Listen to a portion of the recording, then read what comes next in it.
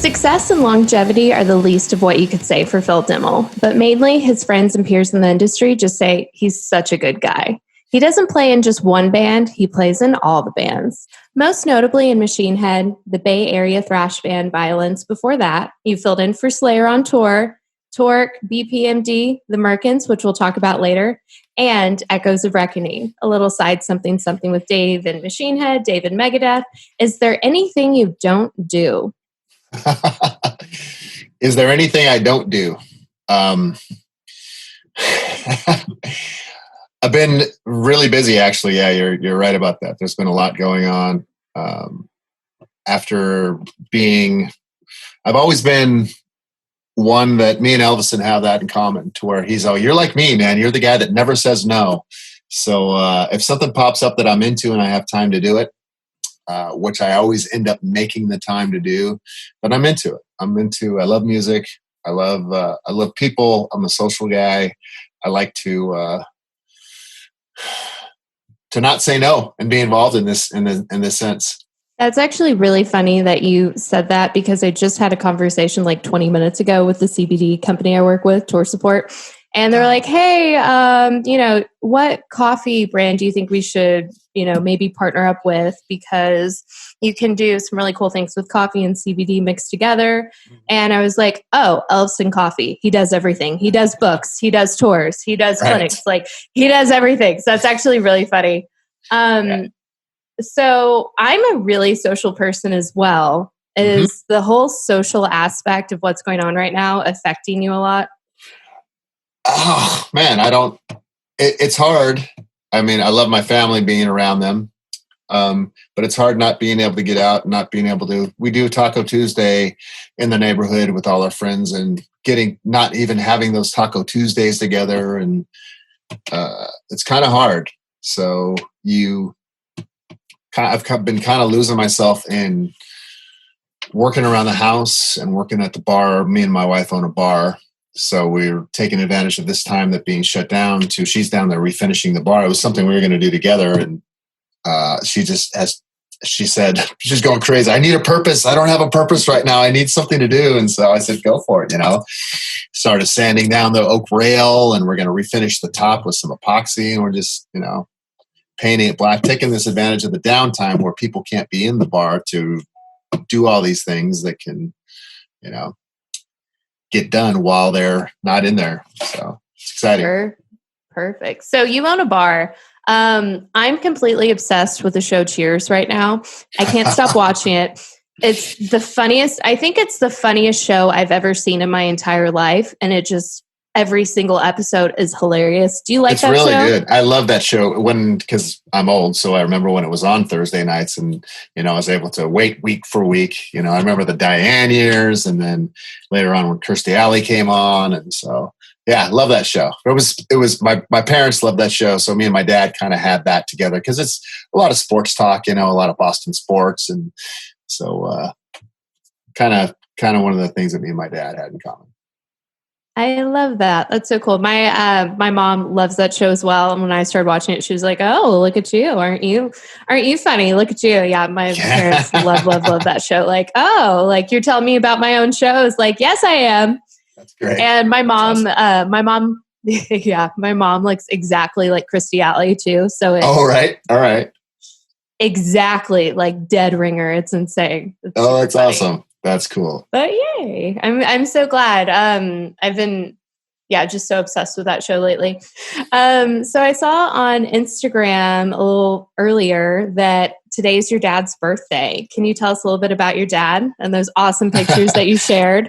My father would have been 87 today. He was born on March 30th, 1933. So wow. The number 3 was always really special to him, and he always had it on his sports uniforms. And after he passed in 2007, it was something that kind of really stuck with all of us, was the 3s and 33 and 333. And I was brought up in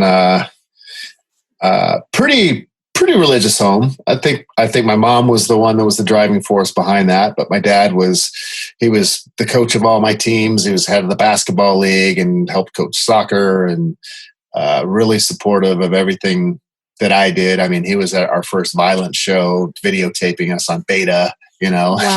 these I love dingy that. clubs and just super supportive. So yeah, he passed away in 2007. We were on tour, and we were playing in Italy, and I had passed out on stage. I had a history of kind of blacking out years before, and hadn't happened in about 10 years or so. And I had passed out during this song called Descend the Shades of Night, which is a song about death. And he was kind of in some declining health. And so I'd think of him during the song sometimes. And so it happens during this song, and where everybody was just kind of like, what the fuck was that all about? I don't know. I wasn't dehydrated or anything. And so the next day I got a call from my sister that my dad had passed away. And it was the morning that we found out that we were nominated for a Grammy. And I called home to, hey, you're, parents of a Grammy nominee, was super proud. And found out that he passed away. Dave McClain was really adamant about finding what time did he die, and I couldn't figure it out. And so we figured that he got out of dialysis and he put his keys on the dashboard of the car, and he just went to sleep. He just passed away in his car.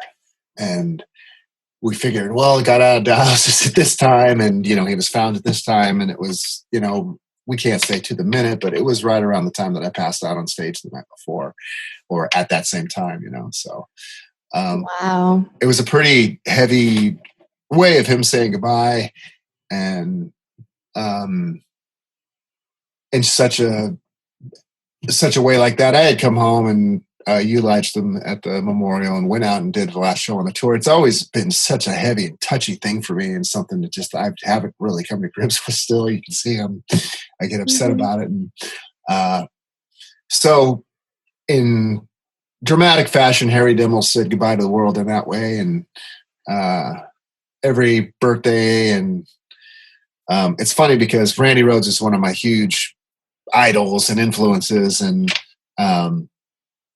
his mom, Brandy's mom, who was really dear to him, her name was Dee, and he wrote a song about her, and her birthday is the same as my dad's. And then my father died on Randy's birthday. Wow. So I've gotten to know the Rhoads family kind of close, and we always share these days together. They're kind of bittersweet, and so try to celebrate in that sense. So much respect to Dolores Rhoads on this day too. Wow. That's such an incredible story. I don't just believe in a couple things. I believe in everything, and I believe in spirituality. What do you believe? Do you feel like he's still with you? What are your thoughts on that? Do you still feel his presence all the time? Do you think about him? I just believe in everything, and I have a story too on why I know my dad is still with me and my siblings. What do you think?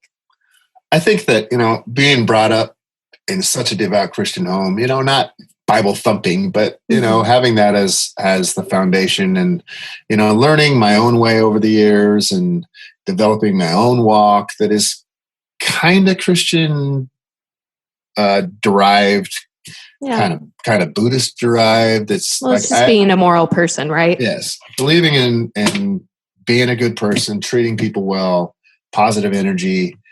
I do believe that. I think about him all the time. I feel his presence quite often. I've had dreams that I have come out. I'm a sleepwalker. I'm a sleep talker, so I'm a night terror guy. But I have had dreams that I've been waking up and sitting at the edge of the bed and talking to him in a chair, and, felt him in that sense. And yeah, so every time, of course, we see, the threes all over the place. And every 3:33, I get texts and stuff from all, and Rita, Dimes Widow, they had the threes for their own. So for separate reasons, it's always, the threes coming up, and I'm looking here, participants 3 in the, in the window here. So it's, yeah,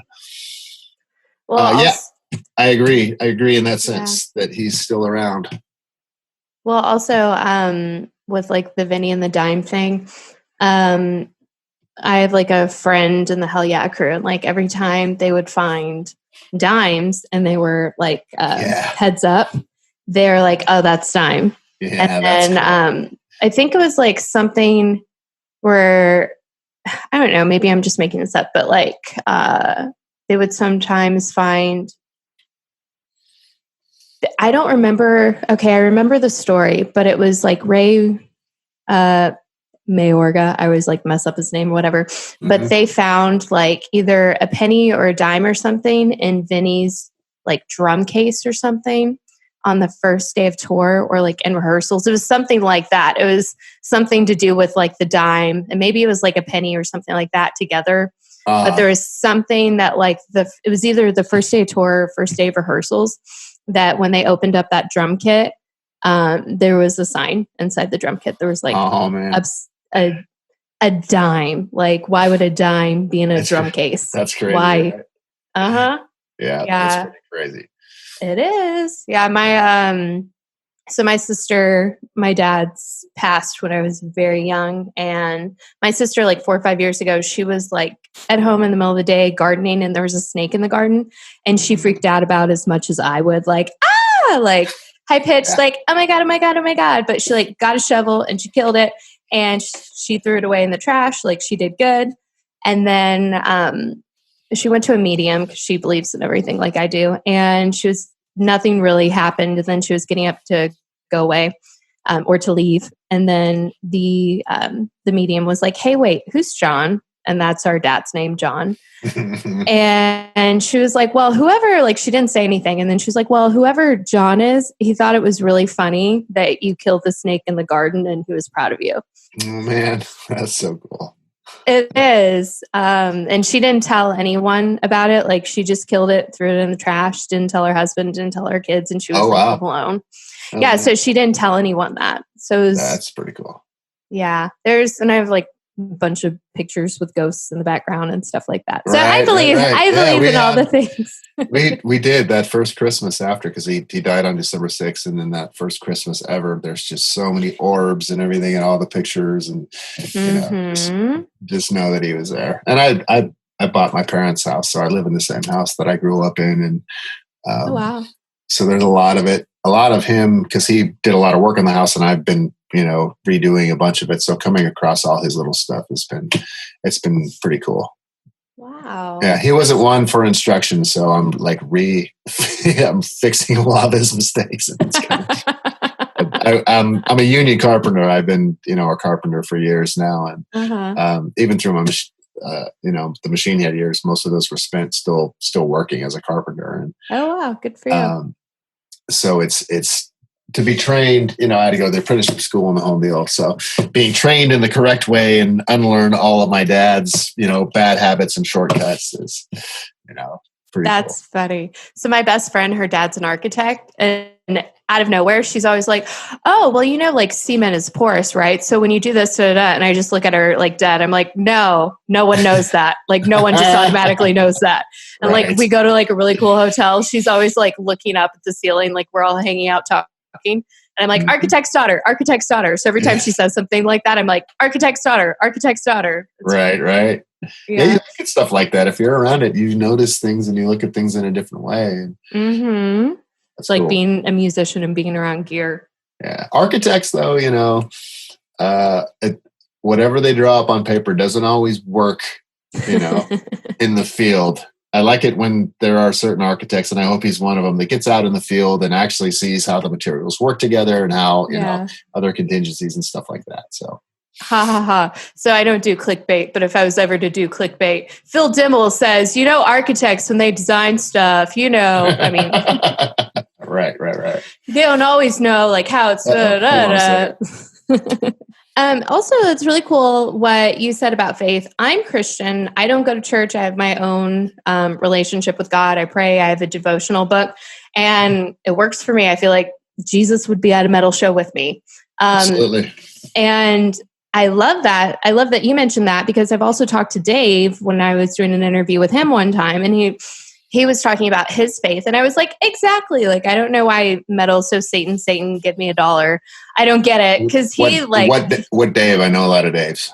Oh, sorry. Megadeth. Which Dave and Megadeth? Ellison. All right, cool. I think Mustaine's a pretty devout Christian too, though. Oh, is he? Oh, I didn't know that. I think so. Getting to know you, getting to learn all the things you tell me about metal. Right. Okay, well, let's talk about like a little bit more. The annoying elephant in the room is coronavirus. So stir crazy mad. Are you enjoying your time? Are you doing puzzles? Are you just doing Netflix like the rest of us? With the 3-year-old, there's not a lot of time to, we have a 3-year-old, 3.5. He's going to be 4 months. His name is Wolf. Such a cool name, by the way. Yeah. His middle name is Equitus. I'm such a, can you use it in a sentence? Boondock Saints. Equitus means justice in Latin. So, so the Boondock Saints, if you've ever seen it, the brothers have Veritas and Equitus on each hand, and one means truth and one means justice. Oh, I love that. That's badass. So yeah, it's got the umlauts on it and everything. It's a cool name. So he's got like this gladiator name. So of course he's going to grow up to be this wild child who, we have to watch pretty much all the time. I kind of have resolved to the fact that he's just going to be that kid who gets hurt. He's going to hurt himself. He's going to fall down. He's going to ride his big wheel off the curb, and he's going to, he's just. And as soon as I was telling Dave McClain that the other day, he came over and stayed 6 feet away, but he came over and Wolf. I was just telling Dave the same thing, and sure enough, Wolf was like spinning a bike wheel and got his finger caught in it, ripped some skin off his finger. So he's been super dramatic and just holding his finger up the whole time. He's still in daycare. We've got a friend of ours that is watching him, and he's the only kid in the house, and she's been quarantined, and so we are able to do the work at the bar and do tearing up my backyard and doing a bunch of digging. We're going to put a pool. The plan was to have a pool in by summer, but this put a couple months delay into that plan. But so it still allows me to record some music, to work on my music, to work on the house, and he's out and playing, and doing his thing. So that's so crazy. I think that life for me has been pretty much the same, other than not being able to go anywhere, and to take him on the weekends to go to the to Rock and Jump and all the Chuck E. Cheese and go do some fun stuff with him. He's the one probably suffering the most because we can't go to the ride the slides at the park and all of that stuff. Yeah.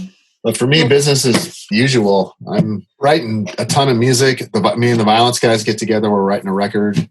So a couple times a week, we'll go down to the jam room and getting some songs together. And so that's awesome. Well, I texted my friend, like I did the little announcement that we were going to do the podcast. And my friend texted me. He was like, "Oh my God, I was just listening to Vio-Lence. How'd you know?" He really was. And he like screenshot me that. And he was like, and we're in Austin, Texas. So like it's everywhere. And he was like, "Oh my God, how did you know? I was just telling someone about that record. I was just listening to it." Like, oh my God. That's cool. That's awesome. We were supposed to play there in June. There's like a festival that was happening June 7th, and we're supposed to be playing in Austin, and they just canceled it. So I have to get you next time. In June, you say? So yeah, they already canceled it. They already canceled it. Wow. Yeah. So, I mean, that leads to the next thing. Like, what are your opinions on how or if this is going to have lasting ripples and effects and changes throughout the entire industry? I don't know if it's because the industry is so, other than touring, all the live shows are just put on hold right now, and everybody's just got to press pause because you can't go do anything. I think that it'll pick back up depending on, the economy. We don't know what the fuck is going to happen. Right. So, isn't it weird? It is. It is weird. As far as, music, there isn't a lot of sales. So, I mean, people are still finding out, and a lot of people are just like, I'm home all day. I'm going to do a live. I'm going to be interacting with fans for so much now. And so the contact will be there. But as far as people coming to shows, man, I really don't know what's going to happen economy wise. Mm-hmm. So it's going to be interesting to see how we can monetize this now. Yeah, for sure. People are, hey, you should do a stream and charge people. And, you know, I'm been fortunate enough. I'm ready for this situation to be maybe out of the bar not working for a couple months or being out of income for a couple months. And I'm able to sustain that. But a lot of people aren't. Oh, well, good for you. Like lots of people aren't. So like, congratulations. Like that's the fact that you're okay. Good for you. That's like good for you. That's awesome. The best prepared I've been in my life for this situation is where I'm at right now. So in that sense, I have a hard time, you know, I want my employees to be taken care of at the bar. And I don't want to ask other people who might be out of work to send me $5 for whatever. It's just like my whole mantra on this right now for myself is like, just we're good. I'm good. Vio-Lence doesn't need your $10 for a patch right now. You know, Sean will think otherwise, but I'm just saying, I'm not asking people to send me or my band's money right now. It's just like, we're on pause. Everybody figure their shit out. If you're able to, then that's great. But you know, it's not, I'm doing okay. Yeah. You don't need to, I'm going to put food on the table. So, and me and the wife are going to put food on the table for our kids. You know, we're going to be okay. So take care of yourself and yours. Yes. Love it. Good. Awesome. Cool. Yay. So positive. Yes. Good. Yeah. Okay. That's good. Have you guys watched Tiger King yet? I mean, I can't not ask. You know, there was so many people. My God, everybody first week. Oh my God, this is amazing. And people, spoilers all over the place. And it's like, I mean, it's 2 week. I was like, oh my God, this is amazing. Now it's week 2. And I'm like, it's still funny. Yeah. Is it? Did you like it? Okay, so I'll tell you where I'm at. I am halfway through the second episode, so I haven't really seen a lot of it. But I mean, if the first episode was just kind of like the info and kind of, you know, character. Well, I mean, they're real people, so just letting you know who the players are, and it was interesting. The wife don't want to watch it, so you know, when she's busy, then if I have an hour to myself, which never happens, so it's probably going to take me 4 months to watch this thing. Oh, you'll finish it tomorrow. Don't play coy. Was it good? Did you like it? Oh my God, it's so good. It's amazing. It's the funniest thing I've ever seen in my entire life. It's hilarious. Right. Yeah, they're funny. They're funny, man. I love it. So you're taking time to like work on songs right now, write some new riffs. What are you working on? I've been trying to since we do have a contract with Vio-Lence, I've been trying to come up with the thrash riffs because I have all these avenues that I've got my thrash thing, which is the Vio-Lence. So any thrash stuff I can go here. I have the Permanent Decay lineup, which is me and McLean and Ellefson and Brandon from Bleeding Through. We did this song called The Permanent Decay, and it was just a leftover song that I had and put it out. Incredible, by the way. It was a hit. Thank you very much. Yeah, super cool. I listened to it for like 30 minutes and zoned out when I was writing questions. Awesome. And I wasn't even paying attention that it was like looping and looping and looping. It was like 30 minutes. I was writing questions. I put my head up. I was like, oh, it's still the same song. It's just one song. I'm like, that's okay. Awesome. Killer. So good. So there was such a positive response to that we were like, fuck, man. I mean, and we got an offer and like right off the bat, it's just really? Like, it's like, well, you know, do we have time to do this? Do we want to do this? Do we, you know? And so I've written. Oh my God, I'm so excited. Sorry to cut you off. I hate it when I cut people off. Oh my God, this is so cool. So I've written another 3 songs. Dave McLean came up with a ripping song the other day. And so we're in the process of, me and Dave will get together and we'll record the drum tracks out here. I'll get my guitar tracks going and I have a home studio. And then we'll send them out to, you know, Ellefson to throw some stuff down, and Brandon has demos, so he's been going to kind of write some stuff. So I have that avenue too, which is it's a heavy project, but it might have more dynamics than Vio-Lence. It's just like, fuck you, we're thrash. You know, there's no dynamics to what Vio-Lence does. So this will be like heavy with some dynamics. I created this music umbrella that I'm calling the Echoes of Reckoning, and it's pretty much going to be anything that I come up with. You know, I'm going to write with my wife. It could be acoustic stuff. It could be, you know, mellow stuff. It could be whatever. It's going to be rock. It's going to be whatever. and that's going to encompass, everything else that doesn't fall under these other things. I've got the BPMD record that's coming out, which is me and Bobby Blitz and Mark Mengy and Mike Portnoy, and it's all 70s American band covers. So it's like a covers record. And wow. That's about to come out. And it's like Aerosmith and Ted Nugent and ZZ Top and Leonard Skinner and Van Halen and Blue Oyster Cult and all these, 70s American bands. It's called American Made.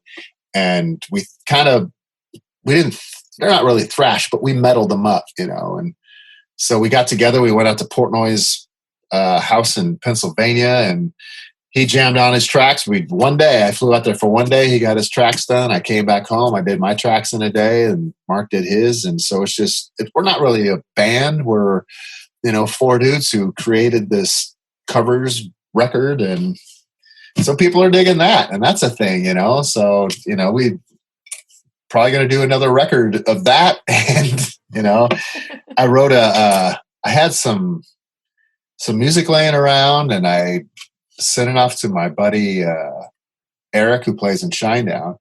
Mm-hmm. And I'm all, dude, I got a couple pieces here, see if you can make some sense of this. He's an awesome musician. He plays piano, plays the bass and guitar, and he sings his ass off. And I'm all, just see if he just create for creation's sake, and he came back with this amazing, he changed some of the notes. He got some of the parts together, and this amazing kind of Alice in Chains acoustic piece that's just stripped down and raw. And his lyrics are so cool. And I don't know what's going to happen with it. I'm just kind of leaving it up to him. And it's a beautiful piece of music, man. You're going to go, holy crap! It's Phil, who's played in Violent Slayer and Machine Head, and Eric from Shinedown, and we put this, so. But whatever. I saw that you filled in for Nonpoint, so you filled in for Nonpoint because you love them, so you can do whatever you want whenever you want. You're good for sure, man. And I wish I could join that band, that I had the time to join Nonpoint. I love that fucking band. And that's fun. I've known them for years. You love them too? Yeah, for sure. We did a tour with them, and Hell Yeah toured. Machine Head, Nonpoint and Bury Your Dead did a tour together, and it's kind of a random tour for us and radio bands, and so it was super cool. But I always loved Nonpoint and getting to know those guys. It was awesome. Kept in touch with them, and maybe there are a couple of dudes that I work with in the future too. Me and Rob and Elias talked about maybe doing a song together. So who knows what's going to happen? I love that. And I just want to interview all of you guys at the same time. And I love all of you. And it'd be so much fun. The music would be so great. I think so too. That's so cool. Dude, well, I love that you're taking classics and making it more metal. That's killer. That's cool. Yeah, we've announced we're doing a slow reveal. Every couple of days we're revealing another song that's on there. And so we each got to pick 2 songs, and no arguments from anybody else. Everybody gets to pick 2, and then we had 2 songs that were kind of community picks, kind of wild cards that everybody agreed on. And so Portnoy, his 2 actually are the first 2 on the record that in the track listing, just by coincidence and just because they're badass. So the first one's Ted Nugent, Wang Dang, Sweet Poontang, and the second one is Aerosmith, Toys in the Attic. So nice. A couple of rockers right off the start. There you go. What were your picks? I can't say yet. Haven't been reviewed. Oh, sorry. I was so excited. I was I have to wait. My picks are in the middle of the record, so. Okay. Check out the BPMD socials and So what are the socials for that? Where can I go stalk you guys for that? BPMD. Okay, so it is BPMD. BPMD. Blitz, Portnoy, Mengy, Demmel. Yeah. Oh, okay. So that's literally it. I thought it was different. That's it. That's cool. it. So you're literally 15. You're not jaded. You're not over it. You're not fucking over it after all these years. You're having living your best life. When you leave something that you've been a part of for so long, there's always a little bit of fear associated with it. Oh, well, I put all this time into it. No, not at all. You left, you're doing your thing, you're living your best life. You're 15 again, you're doing so much cool stuff. Let's say 18. 18. Sorry, I don't know. There's just some bands that I loved so hard when I was 15 that I could never love something that much, as passionately as I loved a couple bands when I was like 15. So that's why I say 15. But 18 for you. 50. Yeah. Well, I'm acting. I'm doing stuff that I did as an 18-year-old that I didn't do when I was 15. So, or that I was just wish I was doing when I was 15. So we'll put it that way. But there was fear. There was fear stepping away from a 16-year relationship, moving away from that when I knew, I had the business to bounce back on, but I didn't want to, and I don't want to rely on a successful business that we're running, being that I want to be a successful musician. And that's what 2019 was for me. I was able to, figure out a way to still be, like you said, people were asking and I was just doing. I filled in for Nonpoint. I filled in for fucking Slayer.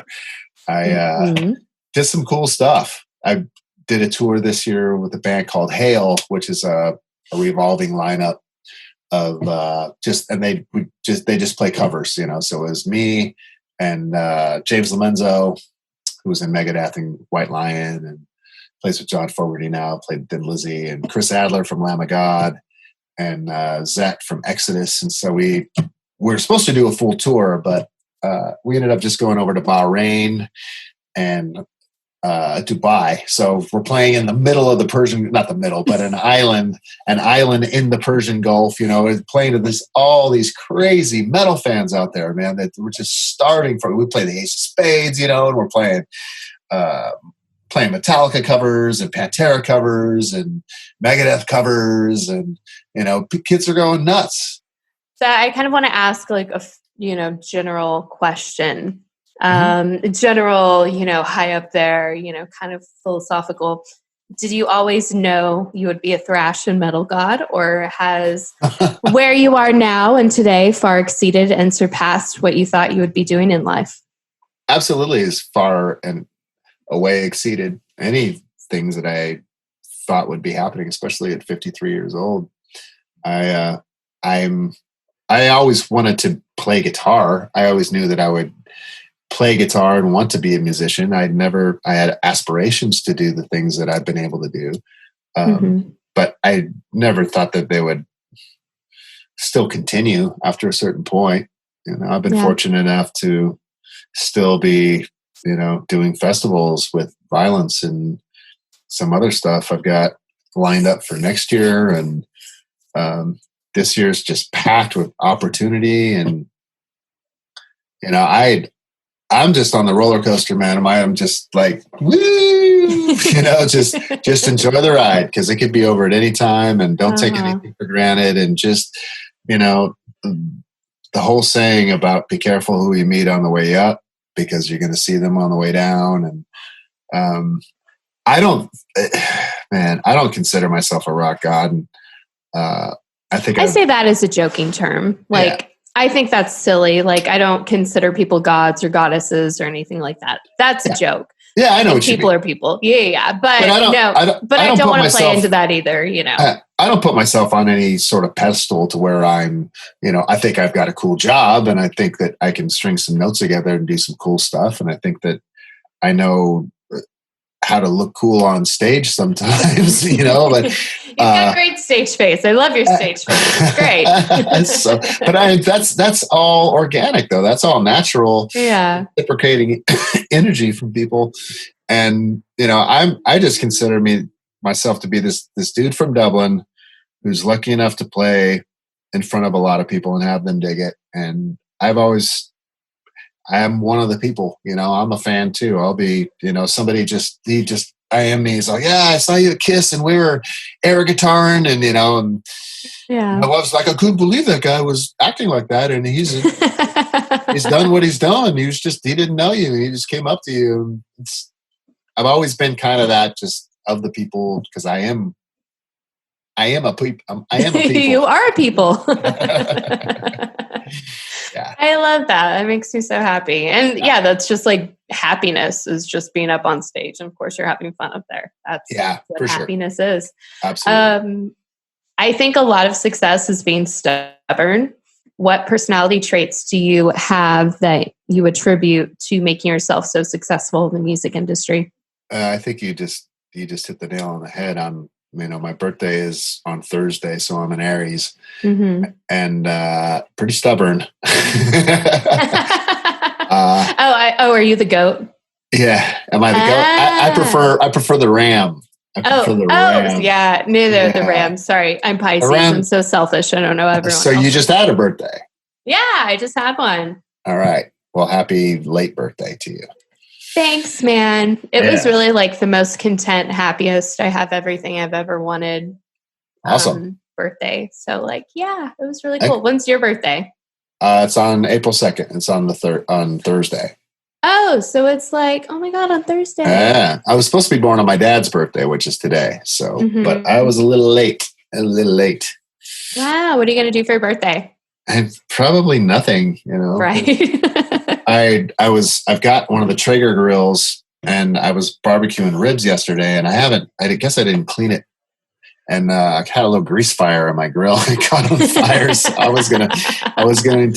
we were doing an Instagram live too, and it still might be up there. Still might be up there. So if you fast forward to the end, Marta came home and she was talking to some people, and then she saw, and you see the smoke starting to go past her head. She thought, hey, she's like, I think that's a little next level. And so she comes and gets me, and then you see me kind of flip the thing up, and flames are coming out. And she sets the phone down, and you can still hear us talking.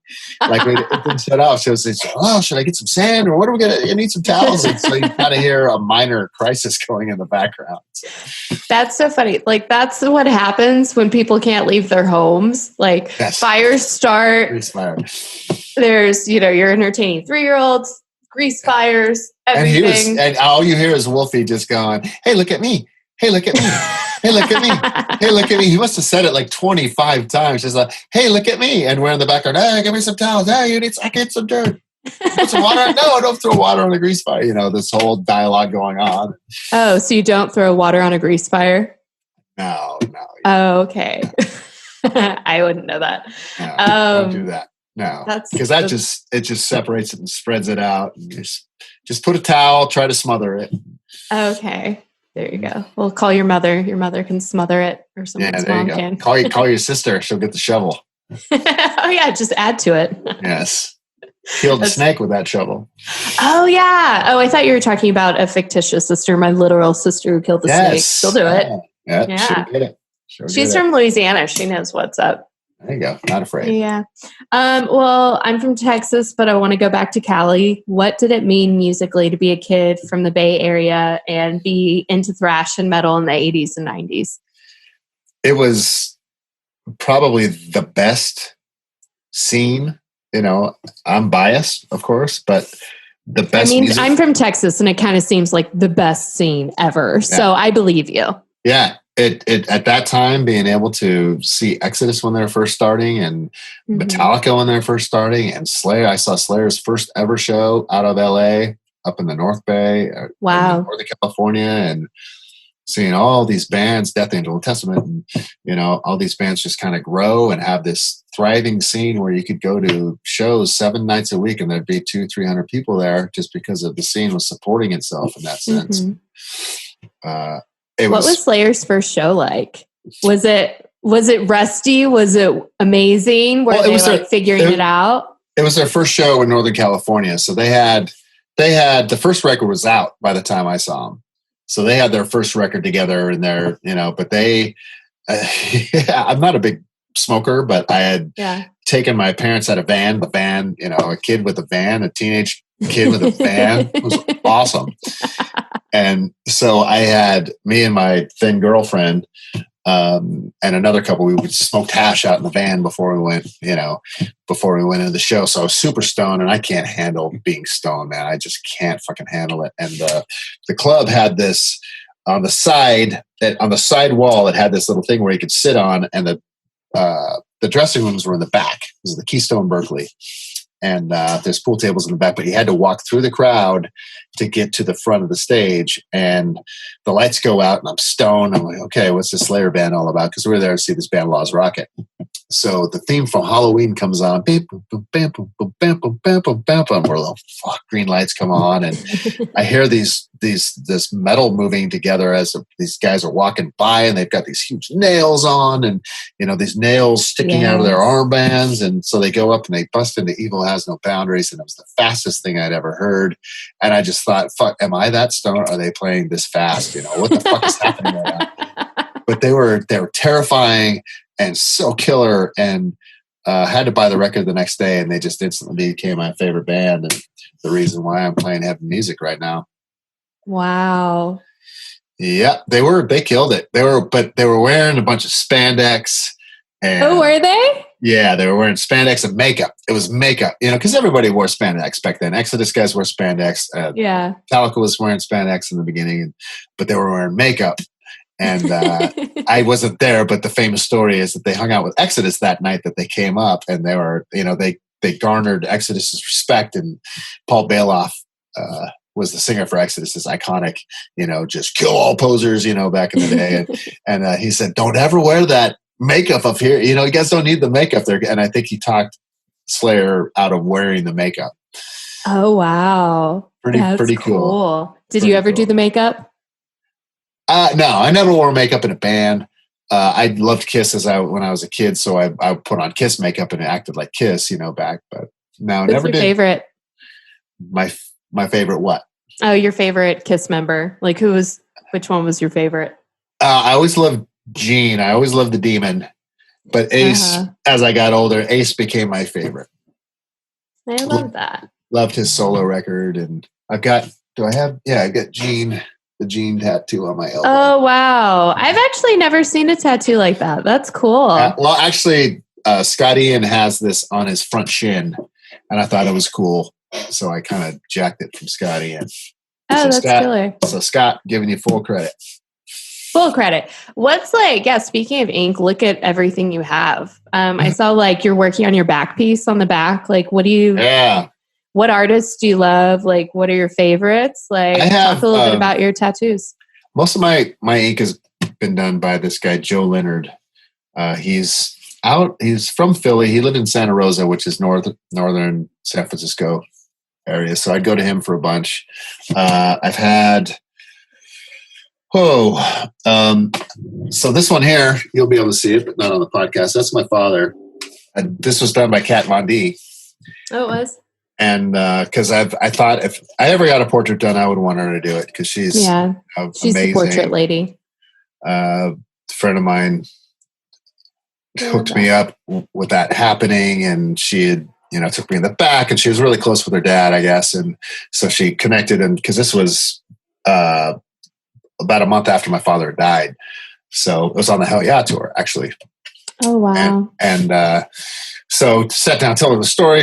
And it was right when her and Nikki had kind of got together. So he came in and he was sitting down talking, and I met him a couple of times before. So it was this huge rock and roll moment of, getting tattooed by Kat Von D and Nikki Sixx sitting there talking, and just, it was pretty surreal, but she busted it out and, she's like, oh, my assistant, I'm all, how much do I owe you? Or what? She's, my assistant will let you know. And she pretty much didn't charge me for it. Wow. It's really fucking cool. So I had a guitar that I had in a drunken stupor tossed 40 feet in the air and let crash on the stage. And so I had it kind of crudely put back together, but I signed it for her, and it was, I don't know if it's still hanging up in her shop, but wow. It was cool that I gave her something that's one of a kind, kind of for that. So that way more than money. Yeah, tattoos are they're all pretty personal and pretty much done by the same dude. Cool. The back piece is something that I don't get to see, so it doesn't bother me being undone, but it's if I were to see it, it would be, fuck, I got to finish this up. But it's just, it's so painful. I can only go for 3 hours at a time, and not enough. Yeah. Well, what a great story. Thank you so much for, talking about your dad and sharing that with us. It's really beautiful. And that's just such a great story. So thank you for sharing. That's so cool. Yeah, for sure. You don't always have to have a glass of wine or a drink to unwind. A little Tour Support CBD is all you need. A lot of CBD companies out there, but I'm going with the one that supports metal, musicians, and this podcast. I need help for my lower back. I need help with my anxiety. I need a little CBD to soothe me every now and then. If that's you too, use the code Scandalous at toursupportcbd.com for 10% off your order. It'll help support the podcast. It's good. It's good for you. Do it. Code Scandalous at toursupportcbd.com. I mean, let's get into it. It was the best of times. It was the worst of times. Machine Head. But I don't like being negative. I like to be positive. What will you never regret about being in Machine Head? Just that. I will never regret being in Machine Head. Oh, I love that. It was the best of times, man. And, you know, I would say it was the worst of times. I mean, be goddamned if being in an amazing band was going to be like the worst time of my life. Right. It wasn't. I mean, there were some times that, you know, any 16-year relationship is going to go through, but it was an amazing time for me jumping into that band, you know, getting out of failed marriage and going into having this new lease on musical life and doing some awesome thing. I was just so like, oh my God, we're going to be, you know, we're all these label, you know, literally no label wanted to sign the band at the time. But to me, it's just like, things are going to be so great. And joining the band at its lowest point, you know, and being a part of that whole ride and the whole Blackening wave, getting back on and headlining festivals and Grammy nominations and touring with Metallica and, you know, playing crazy places, playing in Dubai, playing in India, playing in Israel, playing in Moscow, playing, you know, everywhere. Playing all over the world. It was awesome. And being able to write some cool tunes with a bunch of dudes creating some rad music.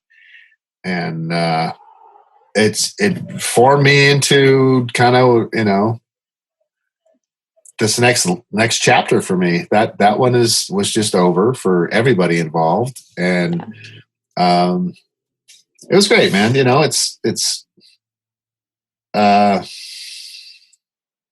divorce. So there's always that. It's been about 1.5 years since I quit. We did a tour. We did a tour together at the end, but it's been 1.5 years since I have like said, I'm done. And once I said I was done, there was never a doubt that I made the right choice, whatever the right one is. You know, there's never a doubt that choice was the correct one. So, yeah. Well, obviously it was correct. Look at you. Like, you know, things work out how they're supposed to. And look how great life is now. That's awesome. It is. And I was good before. Like I said, it's like, fuck, making great money and traveling and playing guitar for a living. It wasn't like, oh, I'm so fucking, you know. Yeah. There are so many more situations that could have been more miserable than that. So I had a good year of, you know, I couldn't talk to the press for a good couple of years, 2 or 3 years. Mm-hmm. And so I had a year of telling my side of the story, and that year's up. And so that story is out there. Yeah. And I feel that we're caught up and moving on. Very cool. I love that. That's awesome. Yeah. So Unto the Locust is my favorite album, but what are some of your favorite tracks, favorite riffs, you know, favorite things musically in Machine Head? Now there's a lot of songs that really are personal to me. Locust was probably the most personal record for me. I did a lot of writing of music, a lot of writing of lyrics on that record. And my mom was going through, she had a hysterectomy. She had cancer. She had a cancer scare during that. It's when me and Marta first got together. So songs like Darkness Within, Be Still and Know and I have that tattooed on me right here. Be Still and Know was a verse from my grandma. Wow. She handed down, she had, I don't know how many grandkids, probably 17, 18 grandkids, and each of them had a special Bible verse from her. And that was mine. Psalm 46:10 was Be Still and Know. Wow. And, so that got taken into the song title. I wrote most of the music on that song, and the solo in Descend the Shades of Night is probably my most emotional and most heartfelt solo that I've ever written. And what else? I mean, that was pretty great. I'm like literally like gonna start listening to that one. I'm already so excited to go listen to that track and like find the exact part you're talking about. That's awesome. They listen to the solo in Descend the Shades of Night. I love that. I remember after we did it, people in the control, motherfuckers are going to be weeping when they hear that shit. Oh, that's great. And sometimes, so sometimes it did. So, Aww, a song on the last record called Behind a Mask, I wrote. It was, wrote most of it. Acoustic piece, pretty stripped down acoustic piece I had written with my father in mind. I have some lyrics to it. I have them right here, actually. I just found them after like a year. This notebook of me writing these lyrics to my dad. And yeah. So Behind a Mask is a piece of music that I'm pretty proud of.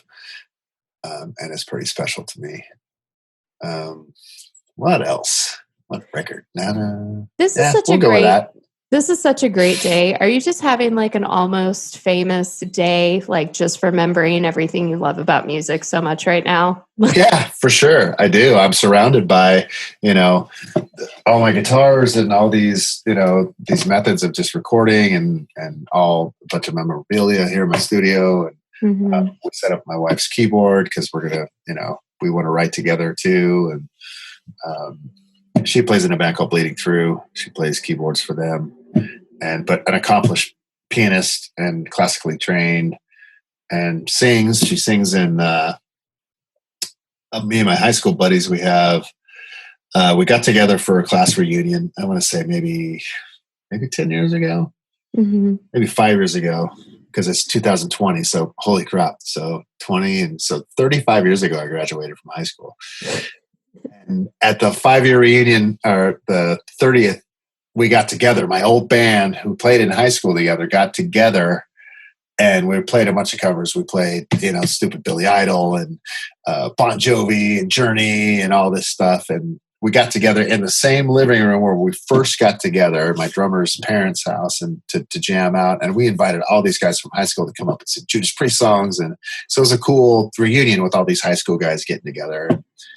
So we've continued to do that over the years. Twice a year we'll get together, and we're called the Merkins now. Not my drummer, but the drummer Danny Cunningham named us the Merkins, which is an old pubic wig that the people would wear, and but it's just turned into all the people from our town, from Dublin. We get together and we'll have it at our bar, or we'll rent someplace out. And, I'll pull in some dudes to jam with us too, and Paul from Slayers played with us, and Dave Root from Tesla, and Chuck Billy from Testament, and Tom from Carcass, and Henry and Heidi from the Butcher Babies came down, and who else have we had play?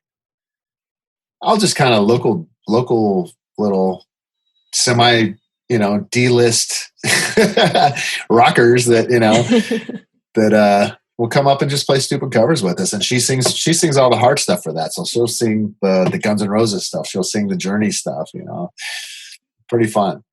That's so fun. And that I really feel my heart, my heart's really taking me to California. I was thinking about everything today, and today actually I had some opportunities pop up that might take me to California, and I'm like, everything's happening in California. Everything's so fun there. Right, I think I want to be half in Texas, half in Cali, and just go back and forth.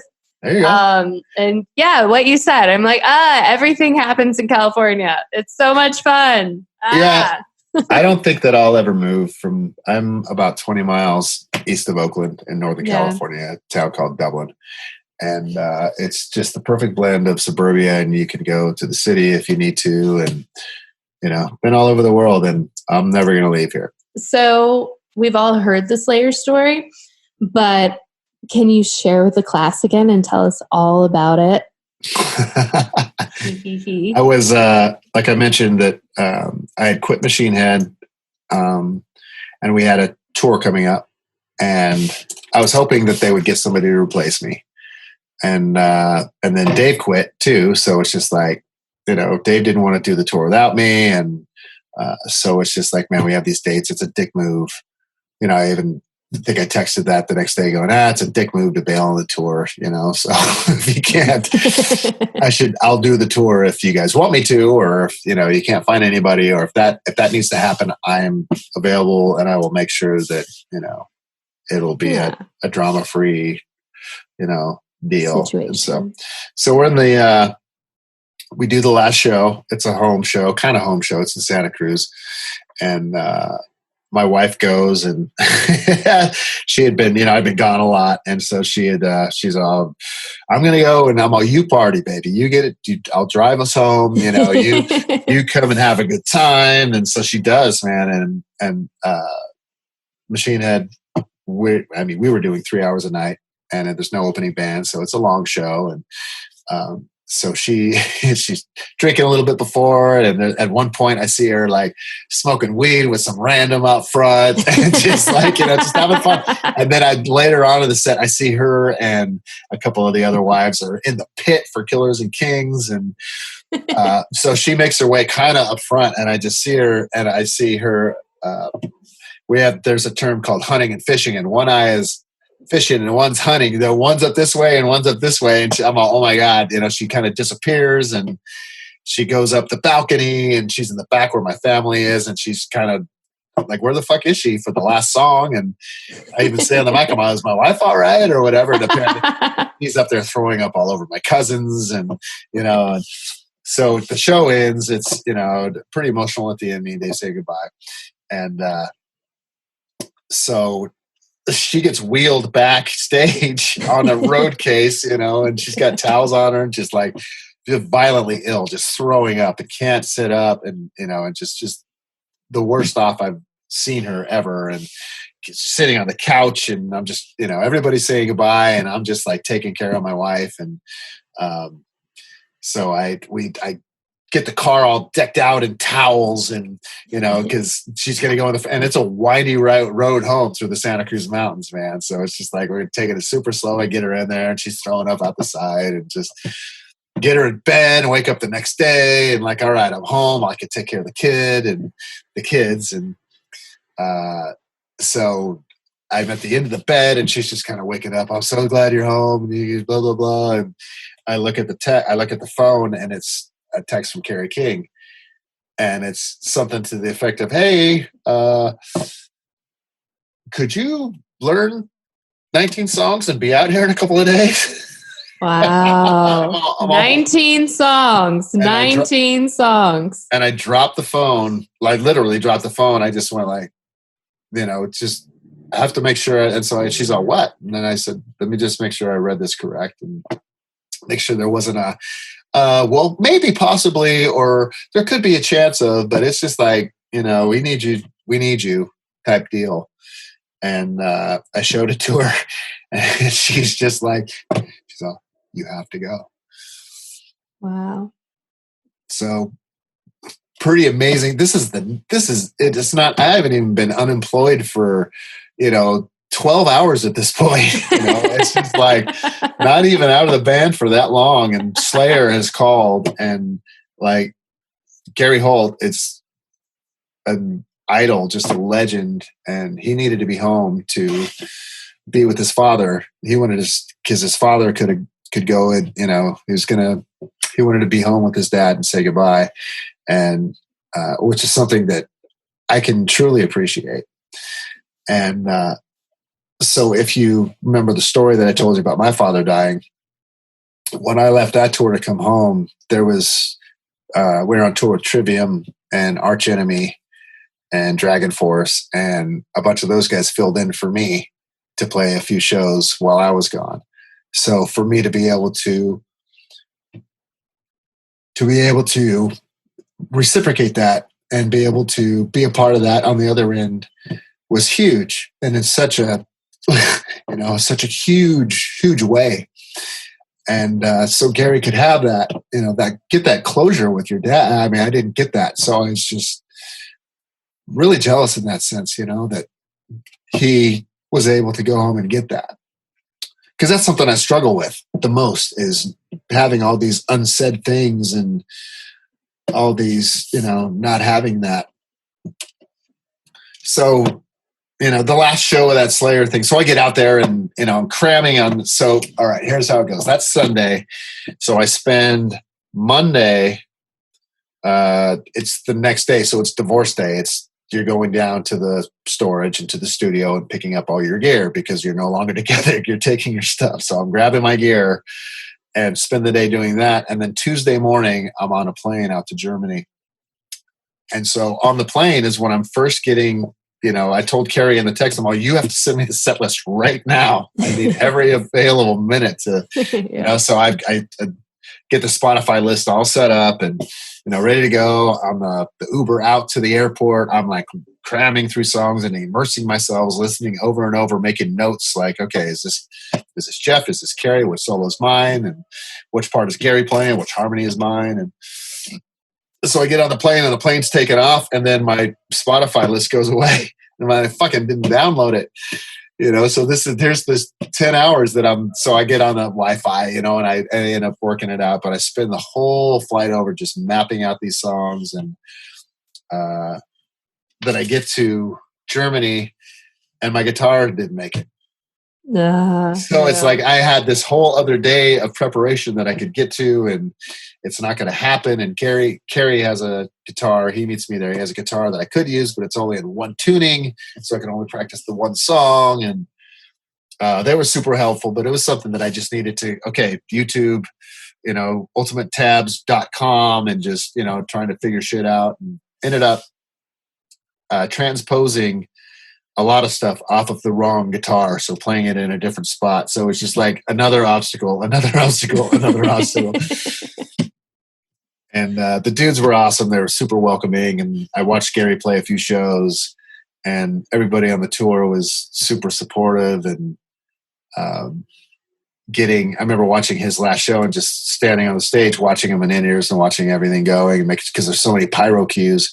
There's a line, you don't cross that line because there's so much fire on that tour that, Gary would get right up in there in it. And it was too much for me, man, because as soon as I got close, it's like, fuck no. So, and I'm bearing down. So the first show, I couldn't even tell you what was happening or what the crowd was like, because I was just listening to Paul and trying not to fuck up and trying not to smile. You can't smile when you're in Slayer, and just don't fuck up. So get it all out now. Smile now, because you can't do it on stage. No, you can't. So I turn around and kind of smile at the pyro or something like that. I love that. That's actually really funny. I love that. Yeah. So as I'm seeing pictures from these first couple of shows, it's like, fuck, there's these awesome backdrops behind me and these cool pentagram fires going off. It's like I didn't see any of that. I was just so locked into what I was doing. And I like to think that I did Gary proud, and and playing Jeff's parts. And I hope that I did Jeff and that legacy proud as well. And helping that band, who is the reason why I play heavy music, on helping them out in that sense. And I didn't do it for free, but I would have done it for free. It was, and going from the one to the other, the transition it was such a storybook moment. And just really, in my clinics, as I'm telling these stories, like I'm telling you now, I had this thing where, everybody goes, hashtag blessed, bro. I'm hashtag blessed, bro. There's no other way to put it. Okay, that's like my new hashtag I'm going to use in every single post till the day I die now. Hashtag bless bro. Hashtag bless bro.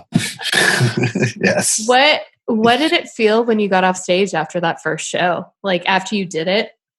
Like, I know you're painting a very vivid picture, but do you just remember any specific thoughts or what they told you or? that night after? No, they were all super stoked, and everybody was really excited. I had a moment to myself, of course, where I just kind of broke down and took it all in, and it was all these raw emotions of, it still hadn't gotten over the breakup, and it's like the next is the week of, and I haven't had any time to think about any of that. So, going through these, and they flew by. We had there was only 4 shows, so it went by real quick. And coming home, and that sobering thought of, okay, now it's time to get to work. What are you gonna do? And it's right before Christmas, and the Merkins do a show, and it's the holidays, so you did everything. And I you did all the things, and you did everything, and it was great. And then NAMM came up, and I'm playing with Metal Allegiance and doing all these, shows, and so it took a bit to where that reality and that grieving of what was there before, and just all these feelings that I hadn't allowed myself to feel yet. All the I won't say bitterness, but just the anger of things really set in. It was a weird. I didn't know what to feel. I was happy, but then I was just kind of pissed, and I didn't know where to put it all, or how to even process it all. So it's a lot of it went into music, and it created who you are today, and where you are now is the direct product of that. So there's no regrets about it. The music was incredible and has touched so many people, and all the experiences with Slayer.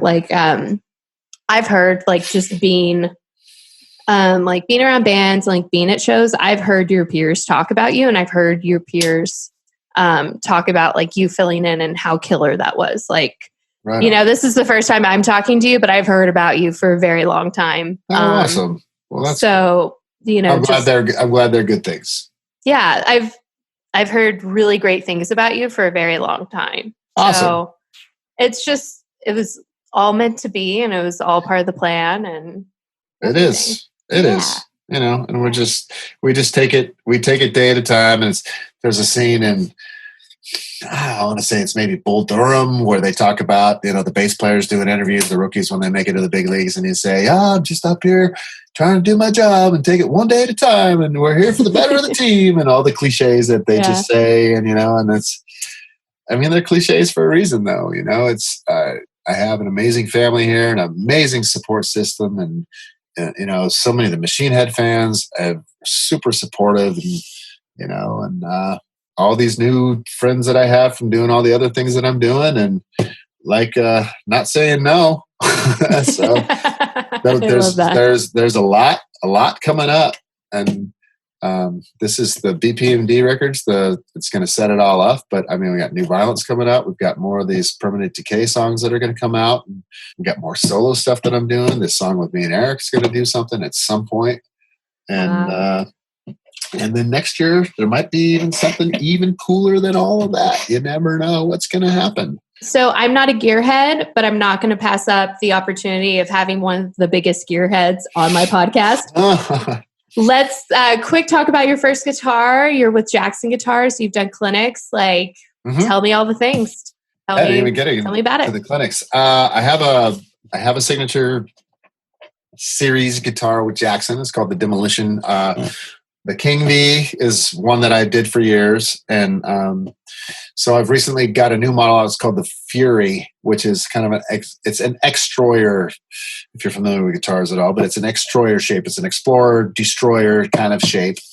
And Hetfield plays one, the white guitar with the little horn on the end. That's kind of the shape that it is. And it's been awesome. It's been super cool. Jackson's been really awesome to me. And Randy Rhoads was a hero of mine, and being able to play those guitars that he played. And I've got a tribute to Randy. It's a polka dot guitar. And Jackson's been awesome. Love it. When did you first hook up with Jackson? How long has the relationship been? Well, back in 1990, Charville Jackson endorsed me when I was in Vio-Lence. And so I had some connections over there. And then after I got into Machine Head, Brian McDonald, my buddy, who's still good friends with. He's no longer there, but he was there, and I was speaking with him. He's a big Phillies fan, so he's I'm a big Phillies fan, so we had that in common. But he was also a Vio-Lence fan, so I thought it was also always cool that I got the connection for that because of my time with Vio-Lence and not with Machine Head. So he had pitched the idea of me doing a signature, and really went to bat because a lot of people were like, "Who's this guy?" What? And the guitar just took off and sold so well and just did really fucking well. So we both felt really good that kind of justified, and I agree. It's just, who's this Phil Dimmel guy as opposed to, the other dudes they have on their roster. Oh, hush. Whatever. Well, this was 2007. Yeah. So good times. That's awesome. I saw in another interview, and you gush about your wife all the time. It's so apparent. It's so cute. Like in another interview, you were like, 5 months ago, you're like, she's so hot. Like you were like a 20-year-old, like horny college kid. I was like, that is so cute. Y'all are the cutest couple ever. So I love me a good metal couple. How did you guys meet? What's the story? She had come to a Machine Head show when I met her the first time. And we played in Hollywood, and that's when I met her the first time. But we were on tour together in 2010 over in Europe. And, I'd known of who she was and had seen her a couple of times. And, she's the two-time hottest girl in metal. So, of course, I know she is. But they opened for us on a tour in 2010. And we just got to talking, getting to know each other. And I think she might have been with somebody on the tour. And we didn't connect on the tour, but we got to know each other on the tour. And I actually had... I love Les Mis, the musical Les Miserables, and so we had 2 nights. We had 2 shows in London, and we had a day off there. So I got tickets, and I got 2 tickets, and maybe it was right around Valentine's Day, and so I was going to take my guitar tech if I couldn't find anybody to go with or whatever like that. And so I had asked her to go. And I said, just friends. I think she had a boyfriend at the time that she was at the end of the relationship with. And said, just 2 people in bands going to go see this musical type deal. And, all the dudes in Hatebreed, it's date night tonight or whatever like that. Oh, actually, it was one of the guys in Hatebreed I was talking to, and he was like, "Oh, awesome. I love him. I love him." Right on. So. We had a great time, and we went out partying that night. And so by the end of the tour comes around, there's an obvious attraction there. I think she had business that she needed to take care of. And so the same lineup was going to Japan a couple weeks later. So it was just like the first night in Japan after the first show. That's when we hooked up. Yay! That's so fun. I love it. St. Patty's Day. That's our bangiversary.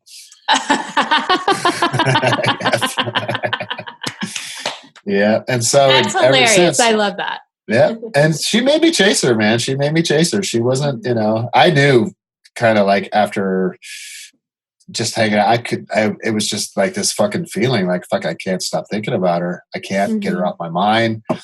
I just want to be with her and be around her. And she was kind of more of, I could tell that she was into me too, but she was just, she just spoke up with a dude and,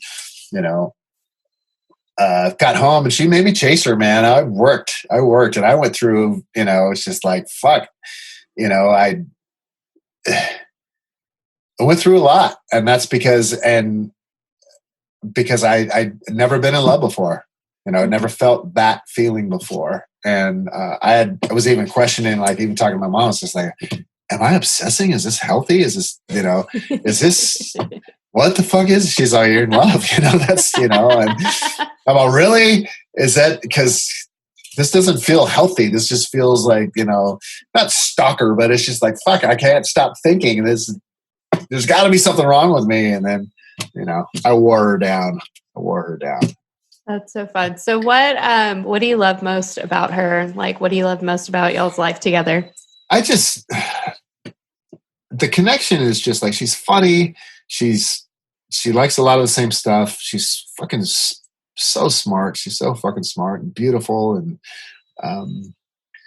it's not like I like one thing in particular. It's the whole package that is the attraction and the affinity that we have in so many things. It's, we've had, we have this child together, and this is probably too much information, but 3 months before that I really met her, that we got together, I had a vasectomy because it's done. I have a 13-year-old from somebody else, and even too much more information I found out about 6 years ago, that I have a 32-year-old from somebody back in 1987. So I have 3 kids. Yes. So I have 3. And so I digress. Where was I at?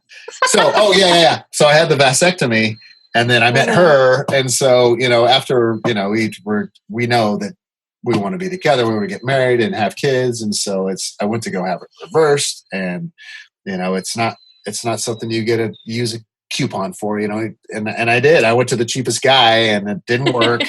So then we're like, fuck, okay. So we went to, the guy who's been on Oprah, and we paid all the money, and it worked for a bit, and we stored some up, and he grabbed some while I was in there. So we have all these vials, and, but then it scarred up and it didn't work. So we've been in this battle of trying to get pregnant.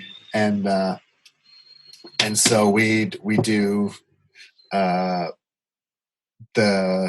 forget what it's fucking called now. In vitro. Yeah. IVF. So my best friend is actually marketing for a fertility clinic. So I know all about it. Yeah. So I can speak to it. Yeah. So we do the IVF through Kaiser out here, and she was, such a healthy young person. She was a good candidate for this program, where they say, because they usually will put in a couple eggs, but then, you're the risk of twins, and the hospitals don't want that because it's not safe. It's not as safe, it's a little bit dangerous. So, that. So, they offer to do one egg, to do, one, what the fuck is it called? It's not called an egg. It's when they're fertilized. Embryo. It's an embryo. Thank you.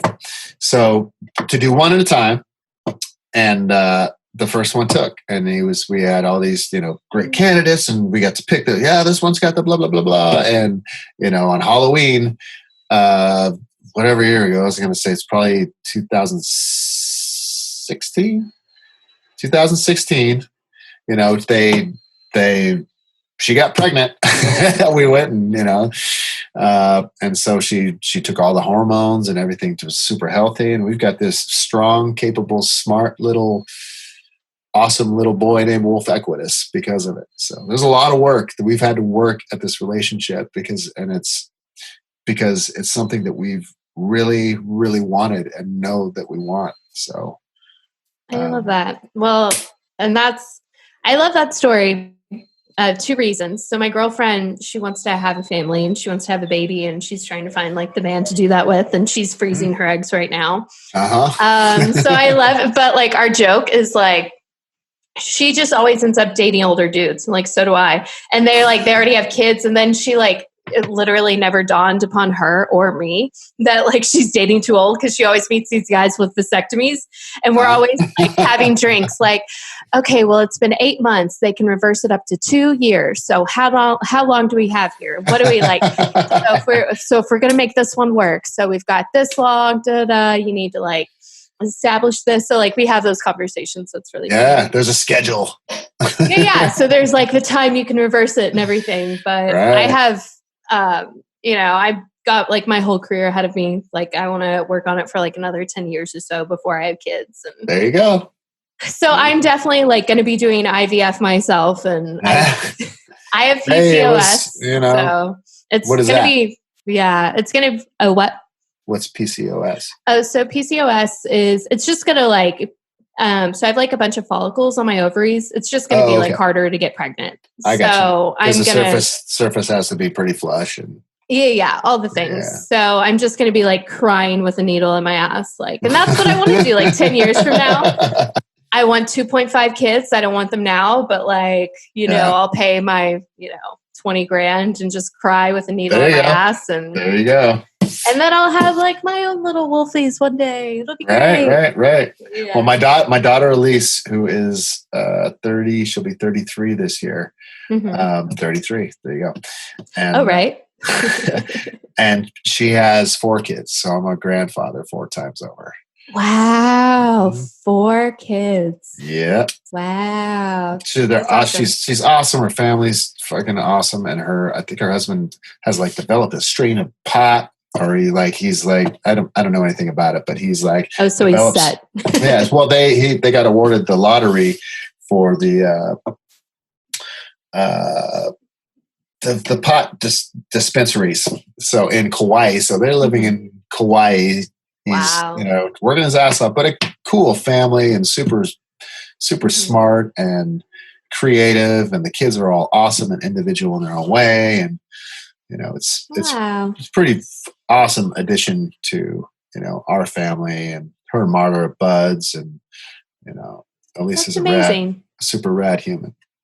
That's awesome. I love that. And you get to go be grandpa in Hawaii, right? And we haven't yet. It's you got to make it. I mean, not when ticket prices are super cheap. Don't do that. Yeah. Don't do that. Yeah. Not yet. Not right. Awesome. Cool. Well, I think that covers everything. Favorite interview I've ever done. No awesome. Bullshit. Right on. Yeah, this was fun. Literal favorite interview I've ever done. I'll definitely give it to you real. That's for sure. Yeah, right. I love that. Well, I definitely want to follow up with you and talk more when your projects come out. Absolutely. You've got so much in the pipeline. You've already given us such pearls of wisdom 75 times over. I feel like I have 85 pearls of wisdom to choose from, but all right, we'll save them up. Don't use them all. Yeah, we'll save them up. Is there one last one you want to end it off with? Man, I don't know. It's such a weird time, because we get locked into what we're talking here, and meanwhile the world is going fucking batshit crazy.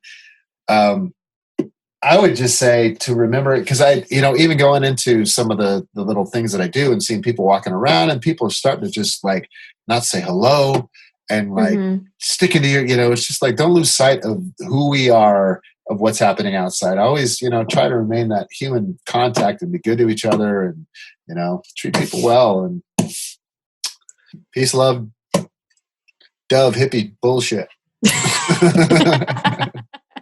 Okay, well, that's going to be the last line. We'll end it there. That was perfect. Thank you so much. Hey, no worries. It's great talking to you. The Scandalous podcast is produced by me, Scandalous, and edited by Mariah Gossett. Now get the fuck out of here. I'll see you next week.